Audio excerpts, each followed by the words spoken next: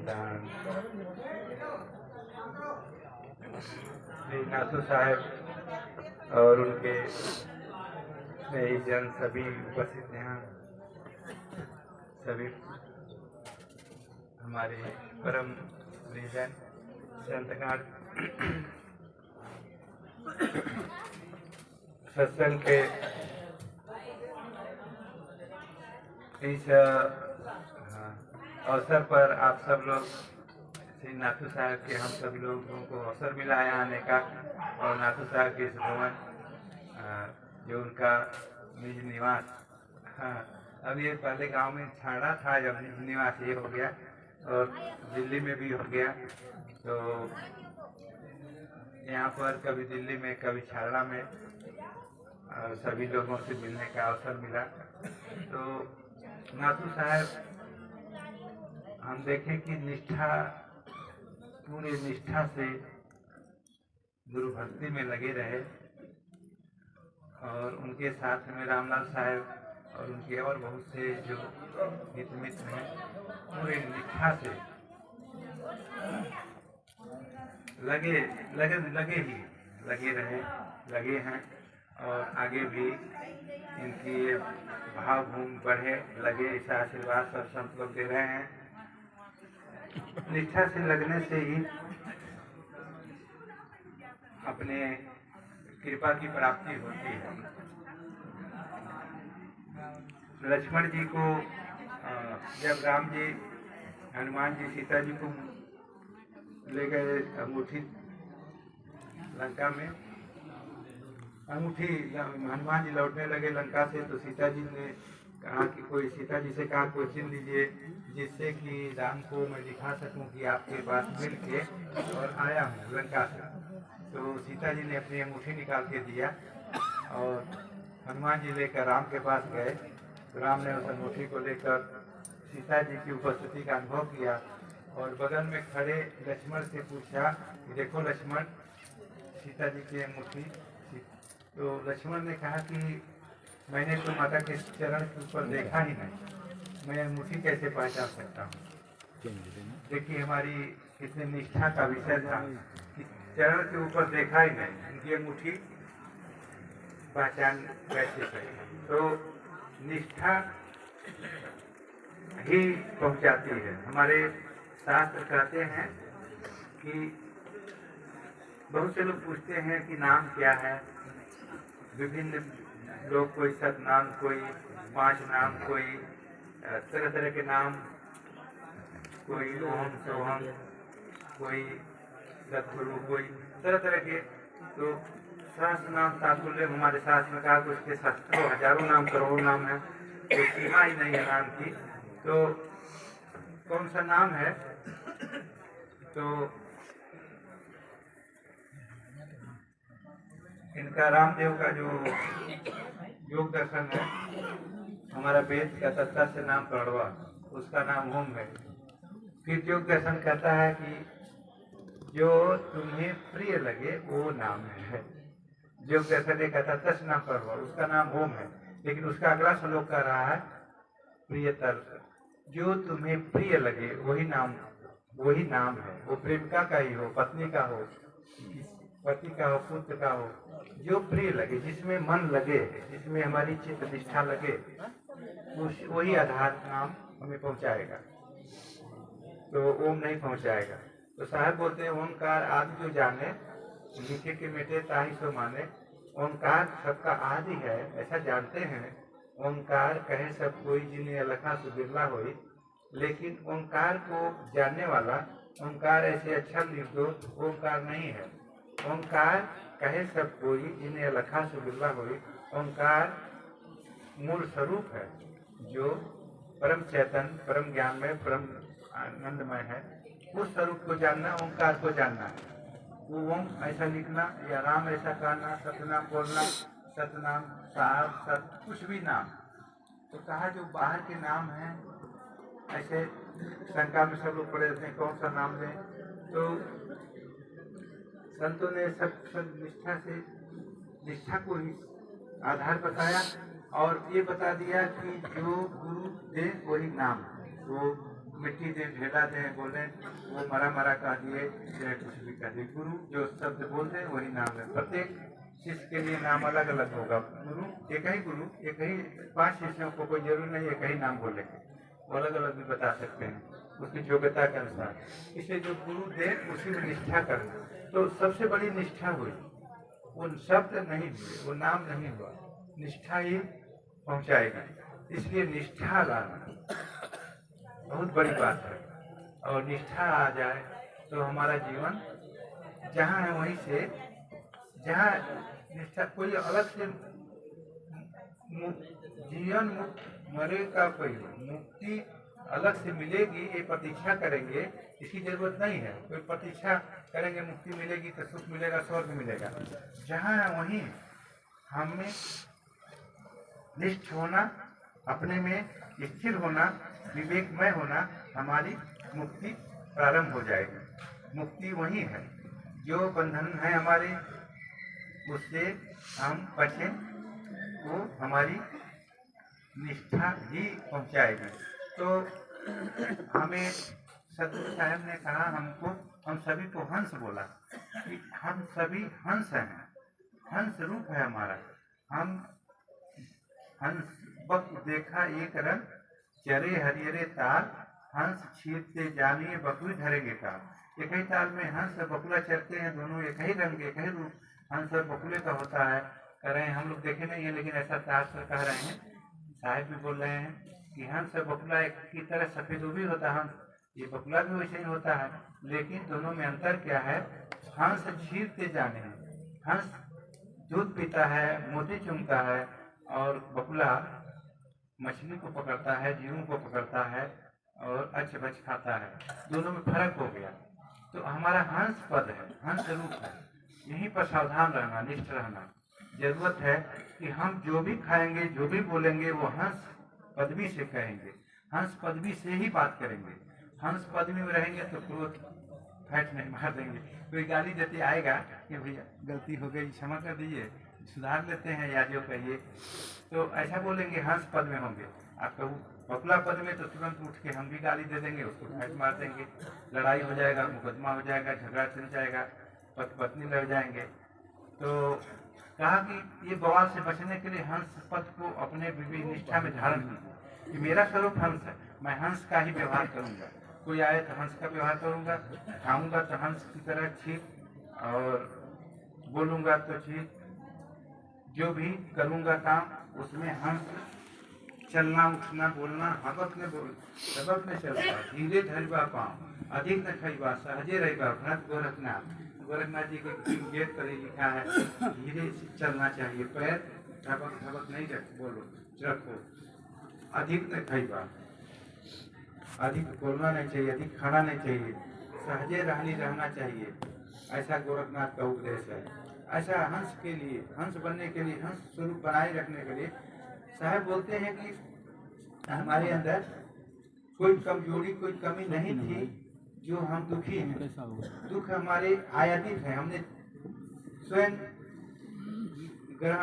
अपना लिया है, दुख को हमने अपनाया है, दुख हमारे नहीं है। हंसा तो सबल था, हल्की अपनी चाल, रंग कुरंगे रंगिया किया और लगवा। साहब बोलते हैं, तुम हे हंस, हमारे स्वरूप, तुम सबल, बलवान, सब सक्षम, सब तरह से संपूर्ण हो, कोई अधूरा नहीं हो, किसी तरह की कमी नहीं है। लेकिन कमी क्या हुई? हल्की अपनी चाल, उस हंस पद को छोड़कर बकुला पद के व्यवहार में आ गए, तो इस कारण से समस्त कमियों के केंद्र बन गए। टेंशन भी है, दुख भी है, बीमारी भी है, बीमारी भी है, कमी भी है, दुनिया भर की समस्या है। तो कह रहे हैं, हल्की अपनी चाल, रंग कुरंगे रंगिया किया और लगवा। अपने मूल स्वरूप को छोड़कर तुमने अन्य से लगवा माने लगन लगाव कर लिया। माइक प्रपंचों से, समस्याओं, विभिन्न लोभ मोह के कर्मों से, तमाम तरह से ऐसा लगन ही तुम्हारी दूसरों के साथ जुड़ गई। अपने साथ से जो स्वरूप से लगन था वो लगन भंग हो गया और मूल दुख का कारण एक ही हो गया। हमारे ओशो बोलते हैं कि समस्या किसी की समस्या, तो पूछो कितनी समस्या है इनसे, तो कहें बीमारी स्वस्थ है, कहें नहीं 50 ये बीमारी वो बीमारी, ये कमी वो कमी। किसी से पूछो तो एक समस्या नहीं, 1000 समस्या, लाख समस्या, इतनी समस्या हो सकती है किसी का भी। 10 समस्या 20 समस्या नहीं, 50 समस्या ही समस्या बताएगा कोई। तो ओशो रजनीश कहते हैं कबीर साहब की व्याख्या करते हुए कि समस्या एक नहीं 1000 और लाख है, लेकिन समाधान एक ही है। समाधान 1000 लाख नहीं है, समस्या 1000 है लेकिन समाधान एक ही है। और समाधान क्या है? वापस स्वयं में निष्ठ होना समस्या का समाधान है। आगे जाओ तो समस्या ही 1000, 1 से 50 100 होती ही जाएगी, उसका कोई अंत ही नहीं है, समस्या ही बनेगी। तो कहते हैं समस्या से बाहर निकलना है तो वापस आना पड़ेगा, बिल्कुल। और वापस आना माने जागी जब ही जीव जब जागा, जानी जब ही जीव जब जागा, जब सब विषय विलास विरागा। अब देखिए कितना अंतर, बहुत सूक्ष्म अंतर बताया। जानी जब ही जीव जब जागा, हमारा जीव हंस पद में स्थिर हो, जगा हुआ हो, ये कैसे पता कैसे होगा, कैसे है? करें जानी जब ही, जानिए जीव का जगा हुआ, जब कैसा हो जाए, तब जब सब विषय विलास विरागा, जब सभी विषयों से के विलास से विराग हो जाए। देखिए अंतर क्या कहा कि घर से छोड़ दो, पत्नी छोड़ दो, पत्नी से विलास कर लो, घर से कर लो, दुकान से कर लो, खेती से विलास कर लो, नहीं कर रहे हैं। कह रहे हैं ये तो संसाधन है, तुम्हारे आवश्यकताएं हैं, इसको करना है, इसको करके ही तुम आगे जा सकते हो, छोड़ के नहीं जा सकते। तो कह रहे हैं कि जब सब विषय विलास विरागा, विषयों के विलास से विराग, विषयों को, कर्मों को, उन व्यवहारों को, उन चीजों को नहीं छोड़ना, उनसे विराग करना, उनके विलास में विराग करना, जो हमारे उसमें आसक्ति है और अनावश्यक टेंशन चिंता उसके लिए मरते हैं। तो अंतर ये बताया, अपना हम लोगों को ध्यान रखना है कि अपने हंस पद को धारण करना और जगा हुआ विवेकमय रहना, और विवेकमय रहने का विषय विलास विरागा, विषयों के विलास में ध्यान नहीं देना है, विलास में नहीं पड़ना है, लेकिन उसके उपयोग में, उसके सृजन में, उसके बढ़ाने में और लोगों के कल्याण करने में, इसमें ये हमारा अंग है, ये हमारा कर्म है। तो कर्म करना और अकर्म को नहीं करना, 3 कर्म हमारे, 3 कर्म गीता भी, शास्त्र भी, सदगुरु संत भी हमारे 3 कर्म बताते हैं कि हम जो करते हैं कर्म वो 3 प्रकार के हमारे हैं।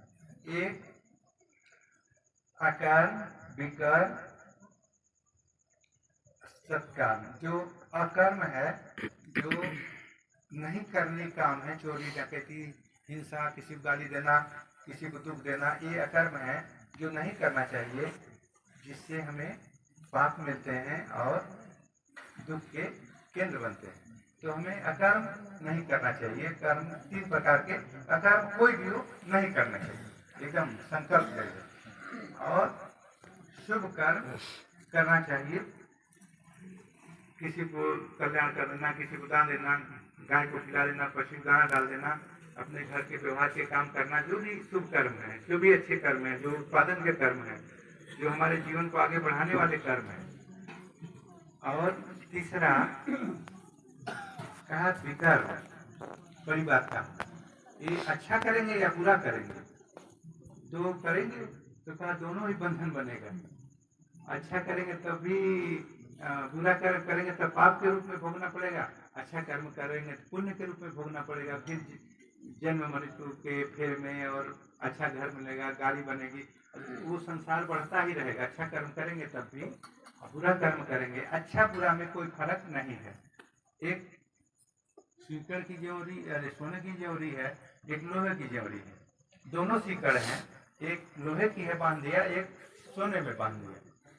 दोनों कहा कि दोनों कर्म हमारे, एक सोने की ज्योरी, एक लोहे की ज्योरी, बंधन दोनों है।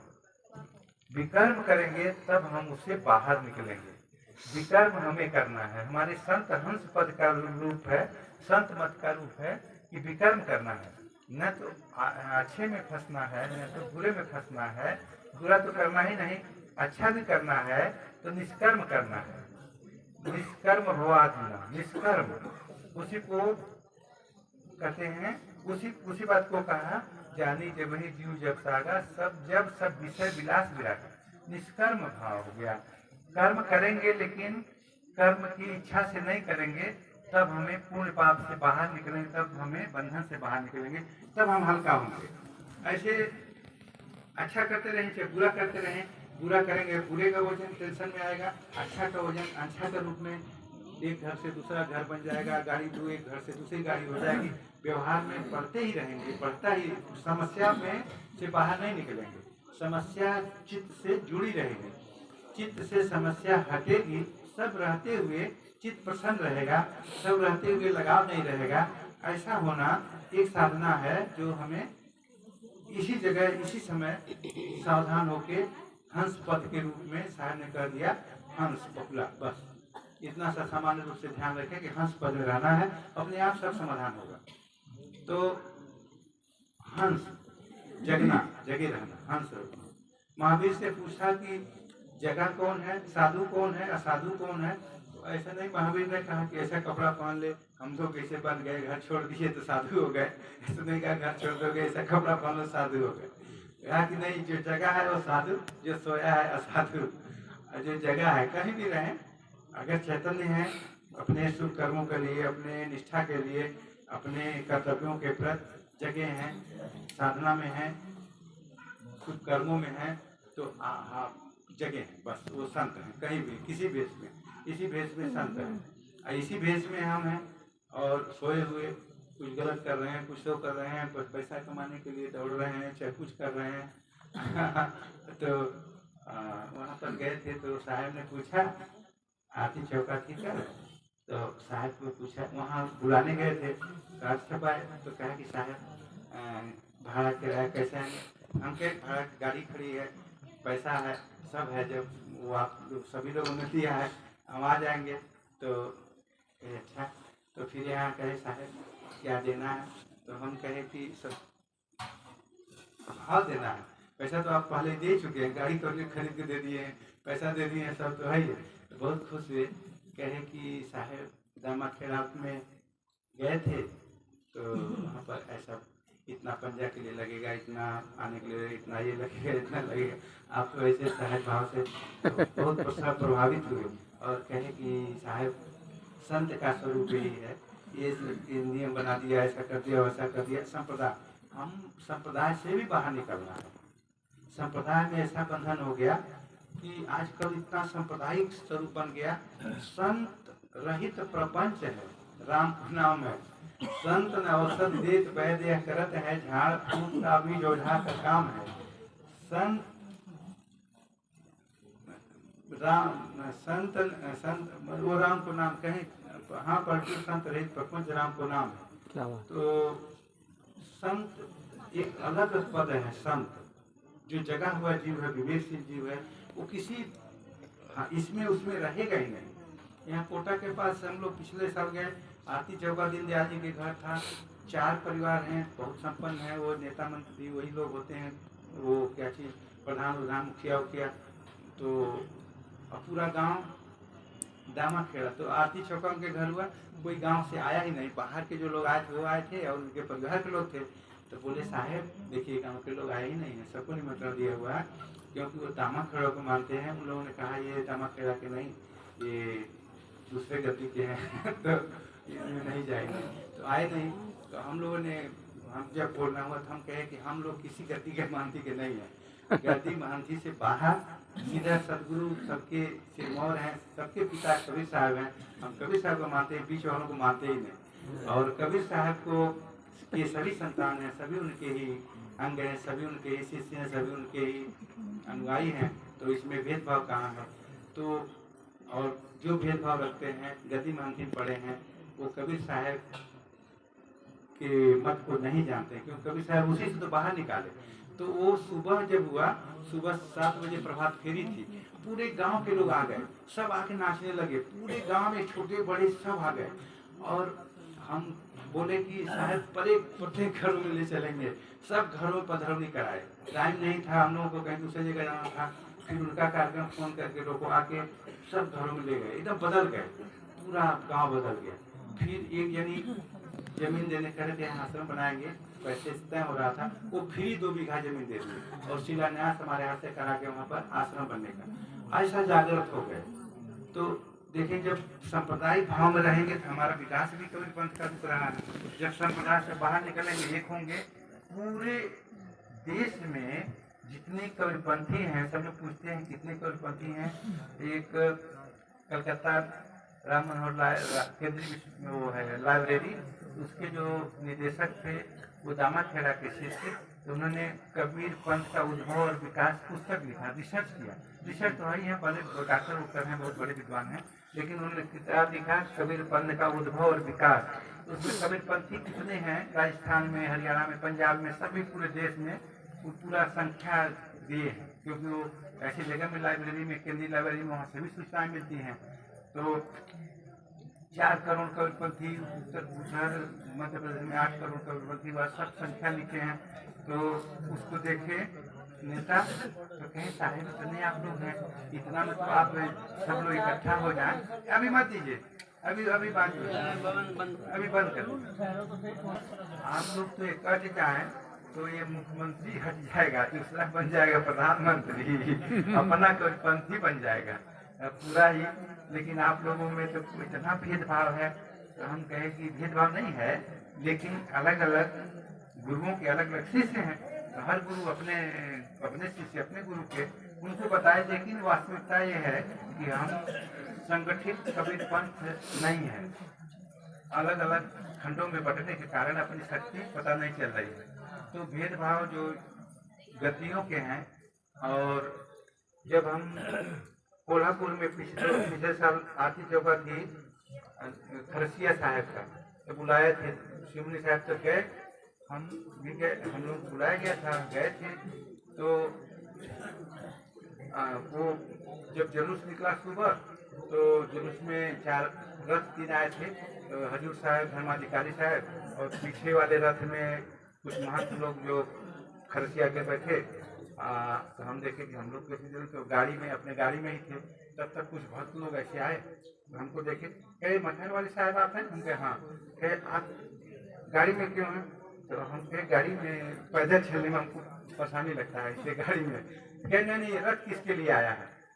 हम कहे कि रथ तो वो लोग जानेंगे नहीं। तो कहे नहीं, तुरंत रथ रोको, तुरंत सब जने 20 जने गए, कहे रथ रोको, तुरंत रुकवा दिए। कह रहे चलेगा ही नहीं। अब हजूर साहब कहे क्या हुआ? कहे कि नहीं, वो मगहर वाले साहब नीचे नीचे चलेंगे, ये रथ पर कौन बैठा है, वहाँ के हैं ये लोग। तो एक ठीक है, आप हजूर साहब हैं, ये धर्माधिकारी साहब हैं, मगहर हमारा धाम है, मगहर बैठेगा रथ पर, तुरंत उतरो। सब जो बैठे फटाफट हजूर साहब के उतर जा भाई, जय साहब को बुलाओ जल्दी से, अपने से आए। फिर हमको बुला के रथ में बैठा दी। तो वो भक्त लोग कहे ऐसा चलेगा ही नहीं, रथ ही नहीं चलेगी। ऐसा कि तुम लहतारा कभी चौरा मगहर, धाम हमारे मगहर है, तो उसको नीचे चलाओगे और अपने रथ में बैठो, एकदम बैठा दिए। तो वो भक्त उनको पहचानते भी नहीं थे, वो महाराष्ट्र में वो लोग भक्त लोग हम नहीं पहचानते थे, वो लोग अपने से। तो ऐसा जब निष्ठा आ जाएगा अपने केंद्र के प्रति, अपने धर्म के प्रति, अपने गुरु के प्रति, तब हम लोग आगे बढ़ेंगे एकदम। वो लोग रुके। फिर दूसरा घटना हुआ, जब आरती चौका हो रहा था, तो आरती चौका कल, आज शाम को ऐसे सत्संग चल रहा था। सुबह आरती 12 बजे से होती है, अब दिन में होती है, 12 से 4 बजे थी।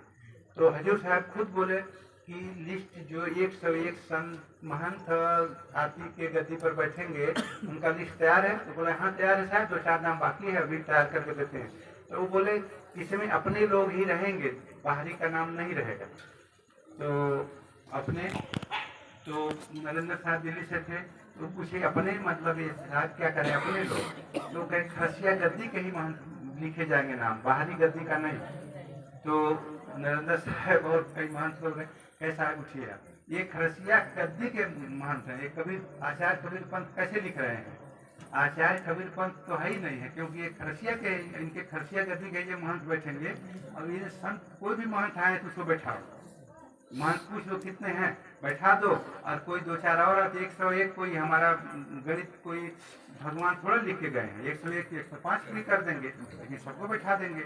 और नहीं बैठा दिए तो चलिए, तो फिर शिवनी साहब जाके पूछे कि साहब ये कुछ दूसरे गद्दियों के लोग यहाँ पर हैं, तो उन्होंने कहा कि नहीं दूसरे गद्दी का नहीं, केवल खर्चे गद्दी का लिखा जाएगा बस। तो साहब के चलिए तो हमको क्या तो दूसरे दिन फ्लाइट थी एकदम लेके पूना चले गए और फिर भेज दिए फ्लाइट से। हम कह नहीं बैठ रहना नहीं, कुछ भी नहीं, वैसे कट्टर देखिए ये कट्टर कितना खराब अपना गद्दी वाले मानती वाले कबीरपंथी कि अपने ही खरसिया गद्दी को अपना कह रहे हैं, और दूसरा गद्दी वाला कहाँ से आ गया भाई? आचार्य कबीरपंथ लिख रहे हो, क्यों लिख रहे हो आचार्य कबीरपंथ? कबीरपंथ आचार्य हो तो सब संत सब महान सब तुम्हारे ही हैं, ऐसा भाव नहीं है, तो गलत है। तो ऐसे कुछ ऊपर ही गलती हो गई। पहले भूले ब्रह्म अखंडी, झाई आप हिमानी, झाई भूला दीक्षा के नहीं इच्छा थे अभिमानी, अभिमानी करता हुए बैठे नाना पंथ चलाया ग्रंथ चलाया, तेही पूर्ण में सब भूले, भूल का मरम ने पाया, भूल मिटे गुरु मिले पार की, पारक दे लखाई, कहें कबीर भूल की अवसर पारक सब दिखाई। तो पारक को अपने साथ, पारक लीनो हाथ साथ, ऐसे पारक को अपने साथ रखना है। पारक कपड़ा नहीं है, पारक है पंथ नहीं है, पारक विवेक है, एक रानी है पारक की, हंस पद है, तो जिसको हंस करते हैं वही पारक रूप है। जो पारक है ब्रह्म विवेक की पारक, विवेक ही पारक है। तो हमारे जो अपना कबीर पंथ इधर उधर बहुत श्रेष्ठ जगह पर हम लोग हैं, और अपने इसको बढ़ाना है, क्योंकि इसमें इतना सहज बता दिया, सहज रहनी, सहज साधना, सहज ध्यान, तमाम प्रपंच बवाल से, क्रियाकर्म से और दुनिया भर के बवाल से बाहर कर दिया साहब ने, बिल्कुल कुछ है ही नहीं रहा। और सीधा ही जो जितना हम लोग करते हैं वो भी अधिक है।